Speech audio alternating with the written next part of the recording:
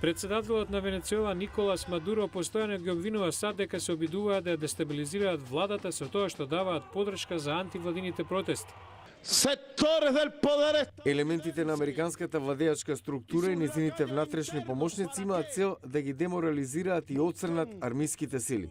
Иако не дава докази за наводите, антиамериканската реторика е ефикасна политичка тактика за единство во неговата партија. Покојниот председател Хуго Чавес честопати ги обвинуваше САД за подршка на опозицијата и улога во обидот за воен удар во Венецуела во 2002. САД порекнуваат секаква вмешаност, но Майкл Шифтер, аналитичар од организацијата Меѓуамерикански диалог, коментира. САД посекако изразија големо задоволство по ударот и мислам дека тоа беше голема грешка на владата на Буш. Тоа покрена бројни прашања. Чавес ги обвинуваше САД дека даваат помош на опозицијата под маска на поддршка за човекови права и демократски развој. Истите обвинувања доаѓаат и денес од Мадуро. Портпаролката на Стейт Департментот Джен Псаки пак ја брани американската поддршка за основните човекови права.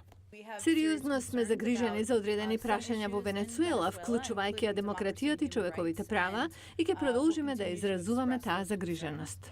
Шифтер вели дека владата на Обама повлекла линија меѓу поддршката за демократијата и човековите права од една и за земањето страни во политичкиот судир од друга страна. Многу повнимателна, попромислена, внимава да не ја пречекори границата на политичко организирање. Одредени членови на Конгресот бараат поголемо финансирање на демократските групации во Венецуела, но аналитичарот Шифтер вели дека перцепцијата за американската вмешаност ќе го сврти вниманието од влошувањето на економските и безбедносни услови во земјата, а раководството во Венецуела ќе добие шанса да обвинува странски непријател за ситуацијата.